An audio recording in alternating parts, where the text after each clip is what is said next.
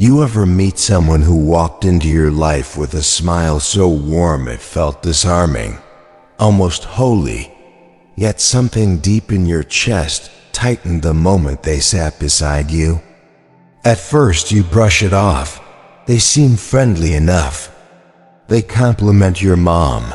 They laugh at your jokes. They even remember little details about your day. To everyone else, they look like a blessing. But your spirit knows something your eyes can't quite explain. It's the weight in your stomach, the tension in your shoulders, the quiet sense that this person is not here to add to your life, but to slowly siphon pieces of it away. See, evil rarely comes crashing through the door in flames and thunder. It doesn't show up with horns, with pitchforks, or with a name tag that says villain. No, the most dangerous people arrive clothed in charm, armed with attention, and disguised as friends, lovers, even family. They don't roar, they whisper. They don't push. They gently redirect. And before you realize what's happening, your once stable world starts tilting off balance, not because of a storm outside, but because of the storm that's been quietly planted inside your own home. That's the trick, isn't it? Spiritual warfare doesn't always look like a battlefield. It looks like ordinary moments, ordinary people, except there's nothing ordinary about the way they leave you drained, doubting, and distracted from the person you're meant to become. These infiltrators don't just want your time or your kindness. They want your peace. And once your peace is gone, everything else, your purpose, your confidence, your clarity, becomes easier for them to dismantle. And make no mistake, this is a dismantling. It doesn't happen overnight. It's not dramatic. It's subtle, like erosion. One innocent comment that makes you question a loved one. One late-night conversation that convinces you to put off your dreams. One small manipulation that doesn't seem worth fighting over until you realize they've stacked 1,000 of them, brick by brick, into a prison you never volunteered to live in. Maybe you felt it before. The sense that every time you're around this person, your energy is lighter when they leave because they took something with them. Maybe it's not obvious, but it's undeniable. And the worst part? They often position themselves as your savior, your confidant, the only one who truly understands. Meanwhile, behind the curtain, they're chiseling away at your foundation. Stoic philosophy tells us that the greatest battles are never waged outside, but within our own perception, our own discipline, our own choices. Evil knows this too. That's why it doesn't try to break down your door. It tries to break down your perspective. Because if it can bend the way you see reality, it doesn't have to control you by force. You'll hand over control willingly. This isn't paranoia. This is discernment. The ancients knew it. You felt it.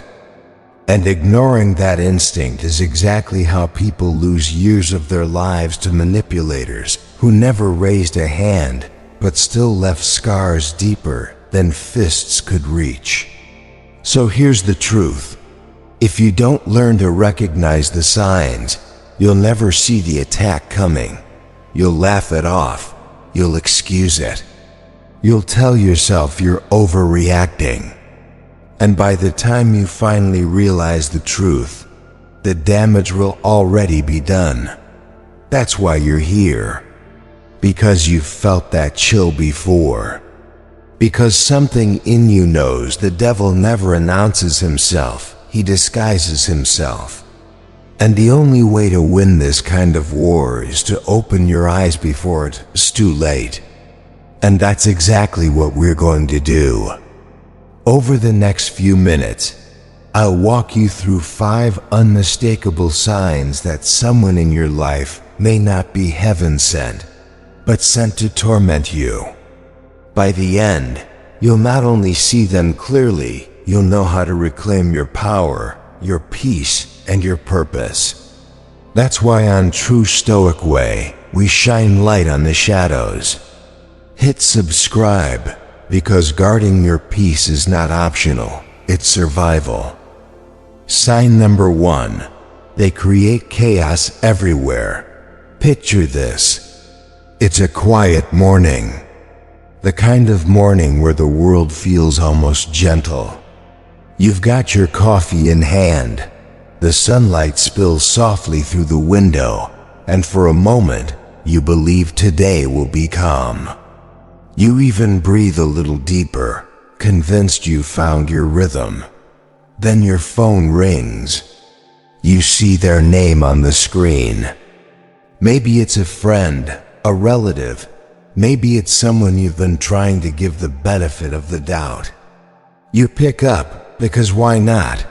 And just like that, the calm dissolves. What started as small talk turns sideways. By the end of the call, your stomach is tight, your heart is racing, and you're snapping at people who had nothing to do with it. That is not an accident. That is design. There are people who don't stumble into conflict by mistake, they cultivate it. They carry a storm cloud into every room, and not because life has treated them unfairly, but because chaos is their currency. They thrive on the drama, on the subtle explosions that leave you rattled, confused, and questioning yourself. Now let's make something clear. Everyone argues. Everyone has bad days. Ordinary conflict is part of being human. You mess up, I mess up, and if we're decent people, we make amends. But what we're talking about here is different. This isn't about stress or misunderstandings. It's about intentional disruption. It's about people who light small fires, then act surprised when the house burns down. Epictetus once said, "We are not disturbed by things, but by the views we take of them." Chaos creators know this instinctively. They don't need to throw punches. All they have to do is twist your perception just enough, so you can tell if you read the problem or if they are. And that's the genius of their warfare. It's invisible. They set the trap, and you walk into it willingly, because you're too busy second-guessing your own reality. Let me tell you a story. Years ago, I met a man named Richard in a grief support group. He was a retired police officer, 68 years old, steady as a rock on the outside. But his spirit was worn down, not from the streets he patrolled, not from age or illness, but from his own son-in-law. Every holiday, every family gathering, Richard described the same pattern. The young man would walk into the room, smiling, polite, never overtly disrespectful. Yet within an hour, the atmosphere shifted. Jokes would turn into subtle insults. Conversations would become minefields. Suddenly, Richard's daughter would be taking her husband's side, and somehow Richard would end up looking like the instigator. He never yells, Richard told me. He never says anything outright cruel, but it's the way he does it. He needles, he twists. And before I know it, my family is against me. That's the hallmark of a chaos creator. They don't leave obvious wounds. They leave confusion. And confusion is the perfect breeding ground for control. So how do you know if someone in your life is one of these agents of disorder? Pay attention to the patterns. Do you always feel unsettled after interacting with them? Do they leave you emotionally tangled, replaying conversations in your head, wondering if you overreacted? Do conflicts always seem to erupt around them, yet they never seem to be the one holding the matches? If so, you're not unlucky, you're under attack. This is what I call a spiritual ambush. And Stoic philosophy offers us a way through. The Stoics never promised a life free from toxic people. What they taught was mastery of the only thing you truly control: your response. Marcus Aurelius reminded himself daily, the tranquility that comes when you stop caring what they say or think or do only what you do. That's the shield. Not denial, but detachment. Not explosive confrontation, but calm refusal to be baited into their storm. Imagine what happens when you stop feeding their chaos. When you don't raise your voice, don't scramble to defend yourself, don't bend over backward to prove your innocence. At first, they'll push harder, they'll escalate. But soon, something changes. Without your reaction, their fire runs out of oxygen. Their grip loosens. You walk away with your peace intact, and that is a wound they cannot heal from, because it denies them the fuel they need most: your emotional energy. Here's the deeper truth. Chaos creators often target people with strong hearts. People who are forgiving, empathetic, resilient. Why? Because they know you'll give them another chance, and another, and another. Until one day you wake up and realize you're drained, isolated, and far from the person you used to be. That's how dangerous this pattern is, not because it breaks you in one blow, but because it erodes you slowly over years, until you don't even remember what peace feels like. So if you've recognized this in someone close to you, don't excuse it. Don't tell yourself you're imagining things. You're not. What you're feeling is discernment, not paranoia. Your body knows when you're walking through a minefield, even if your mind is still trying to rationalize the explosions. And here's where the Stoic solution matters most. Detachment is not weakness. Detachment is strength. It is saying, you may choose chaos, but I choose calm. It's drawing invisible boundaries that protect your soul without needing to justify them to anyone. It's realizing that sometimes the bravest act is not to confront, but to withdraw your energy and let silence speak louder than anger ever could. So ask yourself, who in your life always seems to be at the center of every storm? Who leaves you more anxious than before, more unsettled, more doubtful? That's not coincidence. That's a warning. And brother, don't ignore it. Because chaos is the devil's playground, but peace is your armor. And once you put it on, you'll realize that the storm was never inside you. It was only ever inside them. If you've ever felt like you're walking on eggshells around someone, leave a comment below. You're not alone, and this community, True Stoic Way, is here to stand with you. Sign number 2. They isolate you from everyone else. There comes a moment when you glance at your phone, scroll through your contacts, and realize with a hollow kind of shock, you don't know who to call anymore. Not your sister, who once picked up every late-night conversation. Not your best friend, who always had your back. Not even the people you laughed with at work. Somehow, over time, they've all grown quiet. Not because you pushed them away, but because someone else has been quietly tightening the circle around you until there is only one person left inside it, and that person holds the strings. That's how isolation works. It doesn't usually announce itself. Nobody comes out and says, "I'm going to cut you off from everyone else." It starts with a suggestion, a comment, a question. Do you really think she cares about you? Why does he always disappear when you need him? At first, you defend your people. Then you start wondering. And little by little, doubt takes root. What once felt like connection starts to feel suspicious. What once gave you strength starts to feel like a burden. Until finally, you find yourself alone, yet not free. Here's the distinction most people miss. Boundaries protect. Isolation controls. Boundaries are healthy. They create space where respect can grow. But isolation is a trap. It doesn't expand you, it shrinks you.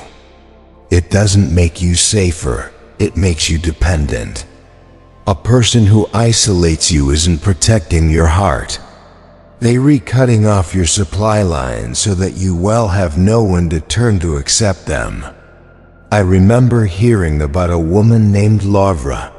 She used to be vibrant, the kind of person who filled a room with energy. She had a circle of friends she'd known for years, Sunday dinners with her family, a career she loved. Then she started dating a man who seemed supportive, attentive, even protective. At first, it felt like love. He wanted to spend time with her. He wanted to be her number one, but slowly his tone changed. He'd make subtle comments. "Your friends don't really get you like I do. Your mom is too controlling. Why are you always running to them? Don't you trust me enough?" At first, she resisted. But over time, his voice became the loudest in her life. Her friends stopped inviting her because she always said no. Her family dinners grew tense because she was always defensive. And one day, she looked up and realized her entire world had shrunk to one man's approval. She wasn't surrounded by love anymore. She was trapped inside someone else's version of loyalty. That is not love. That is captivity. Epictetus warned us about this danger centuries ago. He taught that the highest form of strength is inner freedom, the kind no one else can take from you unless you give it away. And yet that's exactly what isolation does. It convinces you to hand over your freedom voluntarily, to trade your wide, colorful world for a narrow room where one person holds the key. And make no mistake, this isn't accidental. The psychology of the isolator is rarely chaotic. In fact, they often appear calm, reasonable, even noble. They'll frame their control as protection. "I just don't want you to get hurt. I care about you too much to let them influence you." But under the surface is a need to dominate, to be indispensable, to make sure you small enough to need them and unsure enough to trust no one else.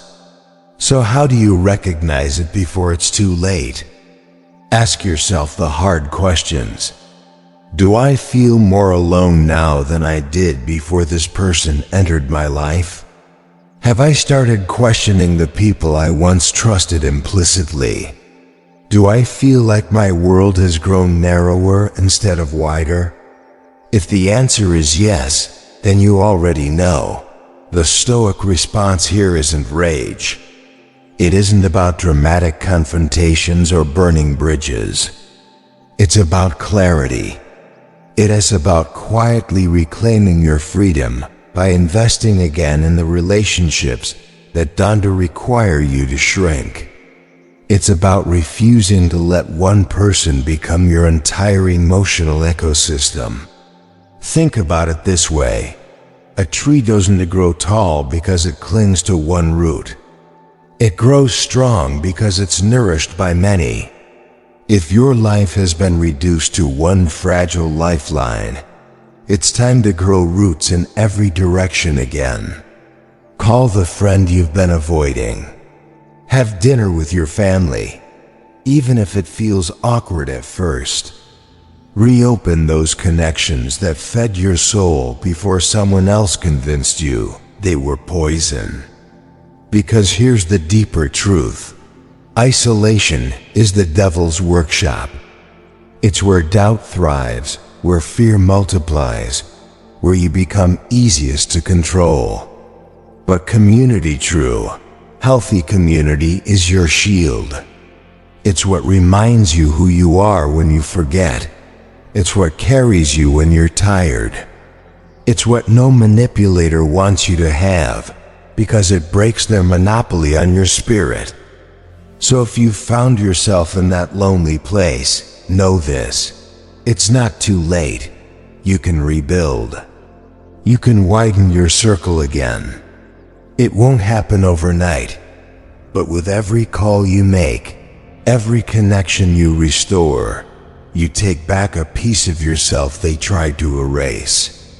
And that's what Stoicism ultimately teaches us, not to rely blindly on others, but to recognize the freedom that comes from choosing wisely who we let into our lives.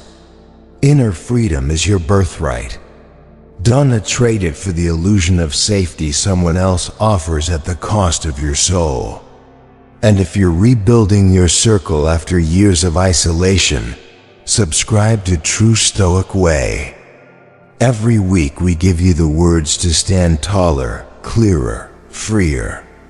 Because the only thing more dangerous than being alone in the dark is forgetting there was ever light at all. Sign number 3, they drain your energy and resources. There's a certain kind of exhaustion that doesn't come from running a marathon, climbing a mountain, or even pulling an all-nighter. It's the exhaustion that creeps in slowly, even on days when nothing catastrophic has happened. You wake up, go about your routine, and yet by evening your spirit feels worn down, your chest heavy, your mind foggy. And when you trace the source of that weariness, you find it wasn't work, it wasn't illness, it wasn't even your own struggles.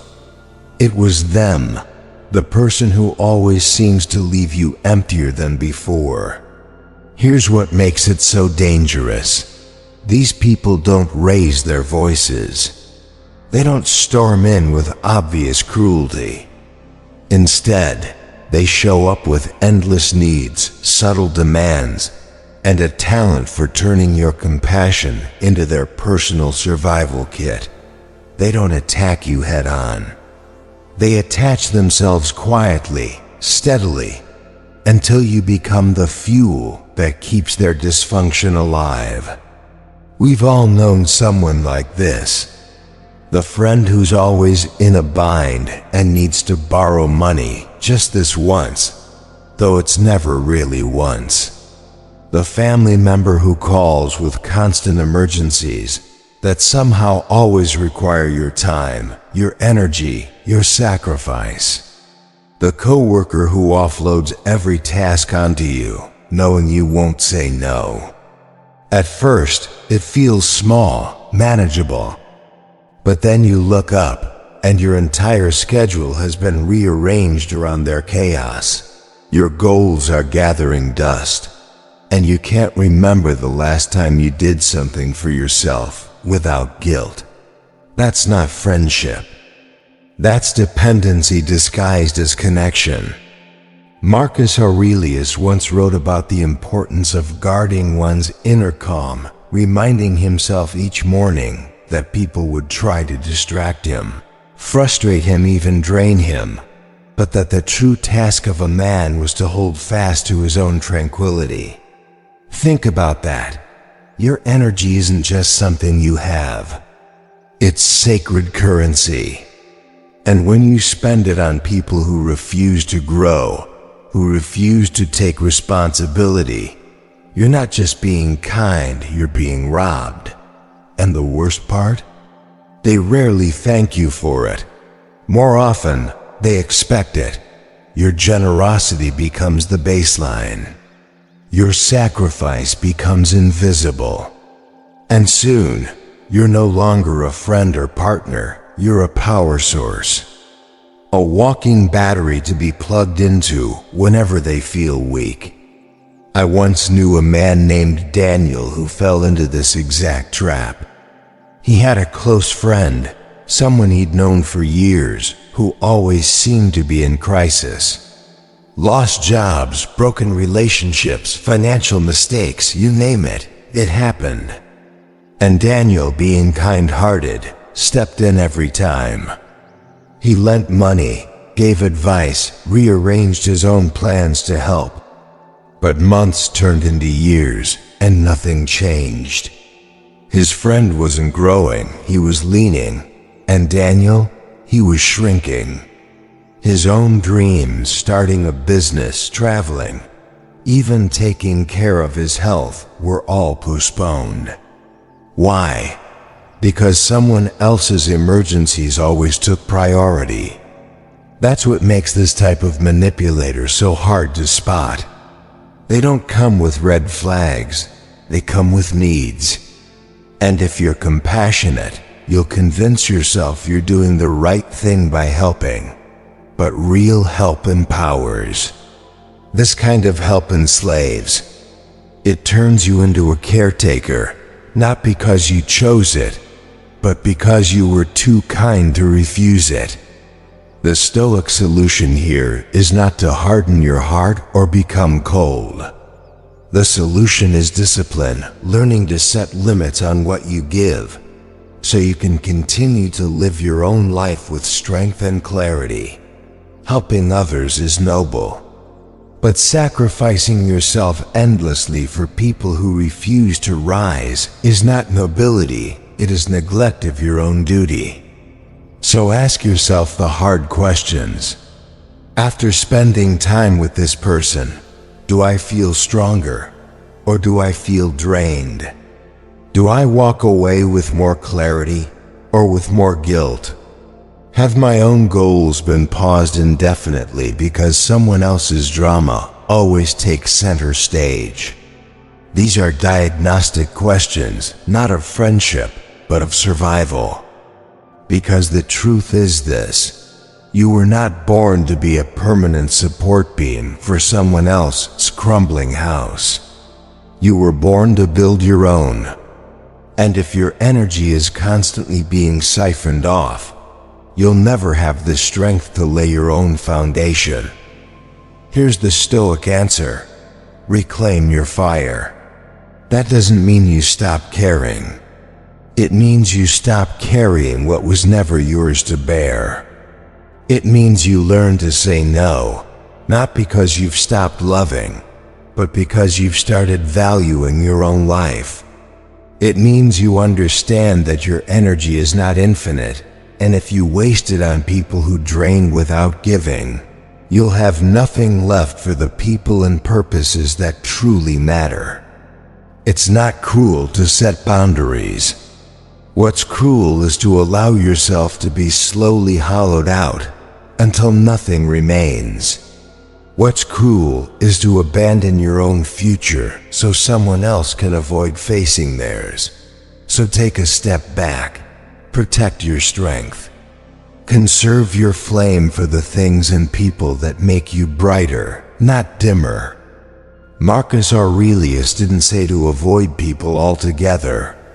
He said to maintain your calm despite them. And sometimes, the only way to maintain your calm is to create distance. And if that feels selfish, remember this: when your cup is full, you can pour into others freely. But when your cup is empty, when your spirit is dry, there's nothing left to give but resentment and regret. Protect your fire, and you'll find that the right people, the ones meant to walk beside you, will never try to extinguish it in the first place. If you're tired of being everyone's fuel but never your own flame, join us at True Stoic Way. Protect your peace, guard your fire. Sign number 4. They undermine your faith and belief. Sometimes the most dangerous attack on your life doesn't come with shouting, arguments, or betrayal. It comes quietly, wrapped in charm, hidden in casual conversation. It looks like a new friend who seems curious, intellectual, even supportive, yet slowly, almost imperceptibly, begins pulling at the very threads of what has held you together all these years. At first, they don't challenge you outright. They nod when you speak of your beliefs. They might even attend a service or join you in a ritual just to understand. But over time, the tone shifts. It starts with a smirk, a joke, a clever remark designed to sound enlightened. Do you really still believe in that? Or haven't we outgrown those old traditions? They never slam the door on your faith. They just leave it cracked, enough for the cold wind of doubt to slip in. That's how spiritual sabotage works. It doesn't crush you in one blow, it erodes you, moment by moment. It reframes faith as weakness, humility as naivety, discipline as old-fashioned. And before long, what once felt like an anchor now feels like a chain. I once met a man named Samuel, a widower in his 70s. His wife had passed after a long illness, and for decades, he had drawn strength from the steady rhythm of prayer and scripture. He wasn't loud about it. He didn't preach. He simply lived it quiet, steady, faithful. Then a younger neighbor began visiting him. At first, it was companionship. They shared coffee, swapped stories, even laughed together. But soon, the conversation shifted. The neighbor began slipping in subtle comments. Church is just for people who can think for themselves. Those old values are outdated. Haven't you noticed the contradictions in what you believe? At first, Samuel brushed it off, but little by little, he stopped attending Sunday service. He closed his Bible. He began doubting not just his beliefs, but even the memories tied to them. One day, with eyes hollow and voice heavy, he told me, "It just doesn't feel the same anymore." What that neighbor stole wasn't just time, it was peace. It was the quiet strength that had carried him through hospital rooms and gravesides. This is the hallmark of those who undermine faith. They don't argue to sharpen you, they argue to unmoor you. Their curiosity only moves in one direction, away from clarity, away from discipline, away from the humble certainty that gives life meaning. What they call open-mindedness is often just erosion with better marketing. Epictetus warned us, "No man is free who is not master of himself." Freedom is not found in abandoning belief, but in guarding it against manipulation. When someone convinces you to discard the very truths that have sustained you, you don't become freer, you become more easily controlled. A man without a compass is not liberated, he's lost. And notice the timing. These infiltrators rarely show up when life is smooth. They arrive when you are most vulnerable, after loss, after disappointment, after seasons of questioning. They don't lift you up. They redirect you into confusion. And confusion, left unchecked, becomes paralysis. You stop growing. You stop seeking clarity. You numb yourself instead, telling yourself you're just thinking critically when in reality, you've been cut off from the roots that once nourished you. Stoicism never asked us to abandon faith. In fact, it insisted on discipline of the soul, the constant practice of aligning yourself with truth, virtue, and clarity. The Stoics understood that strength doesn't come from drifting with every new idea, but from standing firm in principles that have been tested by fire. So if you find yourself walking away from the very practices that once gave you peace, ask yourself, who influenced that choice? Did it come from your own reflection, or did someone slowly nudge you until you doubted the very foundation that sustained you? Did they encourage you to grow in discipline or to abandon it altogether? Here's the solution. Guard your soul like it's your fortress.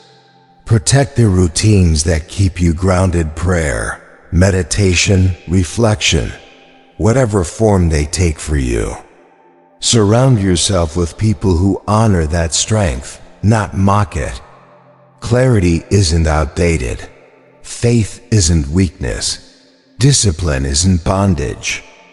These are your armor in a world that thrives on confusion. And if someone is consistently leaving you more unsettled than before, if every conversation with them erodes your peace rather than deepens it, it's time to step back. Not in anger, but in clarity. Because sometimes the greatest strength is not winning the argument.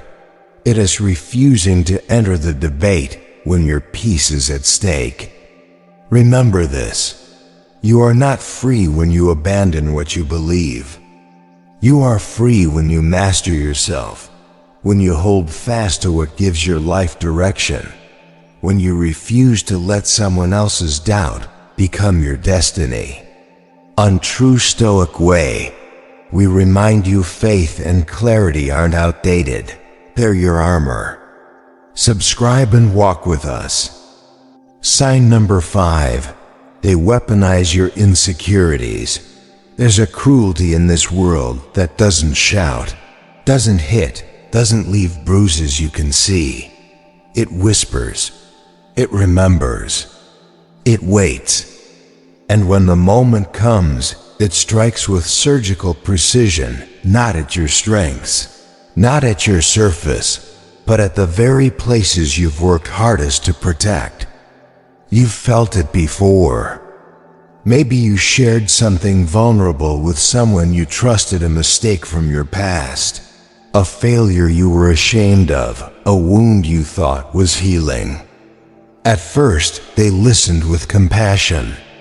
They nodded, they assured you, they even said the words, "You can trust me."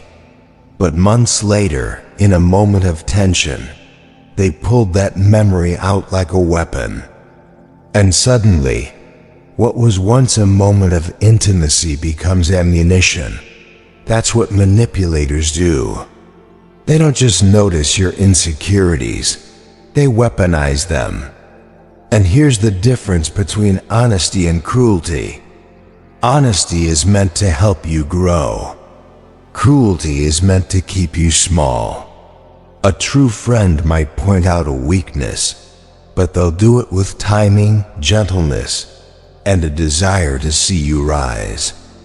A manipulator, on the other hand, will wait until your guard is down, until your confidence is high, and then deliver their strike right where it hurts the most. Their words don't heal, they humiliate. I once knew a man named Michael who experienced this firsthand. He'd gone through a painful divorce years earlier, something that had shaken his self-worth to the core. In time, he rebuilt himself: new job, new habits, even new confidence. Along the way, he formed a close friendship with a colleague who seemed supportive.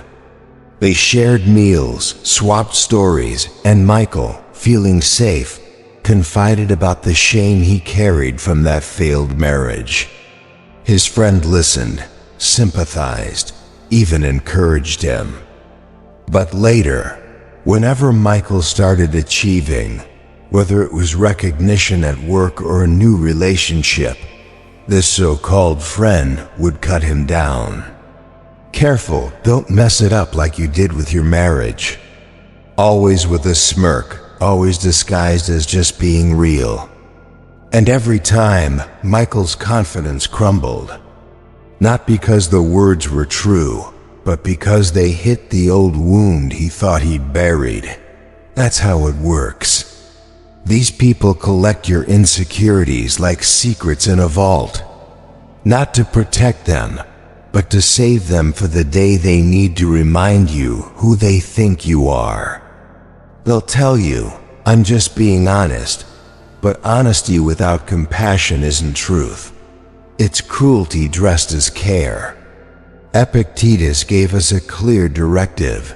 Keep company only with those who uplift you, whose presence calls forth your best. Anyone who drags you back to your lowest self, who keeps you tethered to shame instead of helping you grow, this is not a companion. This is an anchor tied to your ankle, keeping you from ever reaching the surface. And here's what makes this tactic so insidious. Over time, their voice becomes your own. You start hearing their insults in your head before you even take action. You hesitate to try new things because you already anticipate the reminder of your failures. You preemptively shrink, not because you lack ability, but because someone else's words have colonized your inner dialogue. That is not just manipulation. That is spiritual warfare. The Stoic response here is simple, but not easy. Reclaim your inner fortress. You cannot always control what others say, but you can refuse to let their voice become your own. When they speak insecurity over you, step back and ask, does this comment call me higher, or does it drag me lower? Does it come from love, or from envy? Is it designed to help me, or to hobble me? Once you see the difference, you're no longer bound. Their words lose their power because you recognize them for what they are, not truth, but tactics. And sometimes the bravest choice is to cut ties, to walk away from people who seem safe but are anything but, because you don't owe your soul to those who thrive on keeping you small. You owe it to yourself to build a life where your past doesn't dictate your future, and where your insecurities are no longer weapons in someone else's hands. Remember this. Your purpose is directly tied to your sense of worth. If someone can convince you you're unworthy, they don't need to destroy you, you'll destroy yourself. That's why their strategy is so effective, and that's why breaking free is so necessary. So take inventory. Who in your life leaves you smaller than before? Who constantly reminds you of what you've done wrong, but never encourage what you could do right? Who brings up your wounds not to heal them, but to reopen them? That's not accountability. That's sabotage. And here's the truth Stoicism gives us. You are not your mistakes. You are not your fears. You are not the sum of every failure. You are who you choose to become beyond them. And anyone who cannot see that, anyone who insists on keeping you chained to your lowest moment, is not meant to walk this road with you. So guard your mind. Guard your heart. Refuse to let their words take root. Because the most dangerous prison is not built of walls, it's built of voices. And you don't have to keep living in it. If you've felt your confidence dimmed by someone else's words, Let us know in the comments. Together, on True Stoic Way, we rebuild what they tried to break. Now that we've walked through the 5 signs, the picture should be clear. Chaos creators, isolators, drainers, faith assassins, insecurity snipers. They don't come waving flags that say danger. They don't announce themselves with horns, pitchforks, or flames. No, they come with smiles, with compliments, with warmth that feels safe at first touch. They come dressed as friends, as partners, sometimes even as family. And that's what makes them so dangerous. Because the real battlefield isn't out there in some distant war. It's here, in the ordinary moments of your life. The coffee chats, the late night texts, the family dinners. That's where spiritual warfare takes place. It's subtle, it's disguised, and it's relentless. But here is the truth that Stoicism has always offered us. Victory in life is not about destroying your enemies. It's about refusing to be destroyed from within. The real triumph is not shouting them down, not proving them wrong, not even exposing their games. The real triumph is preserving your peace, protecting your clarity, guarding your soul as if it were sacred, because it is. Epictetus reminded us that no man is free who is not master of himself. And mastery doesn't mean controlling others. It means controlling your response. It means walking away from manipulation without bitterness. It means choosing calm over chaos, clarity over confusion, purpose over distraction.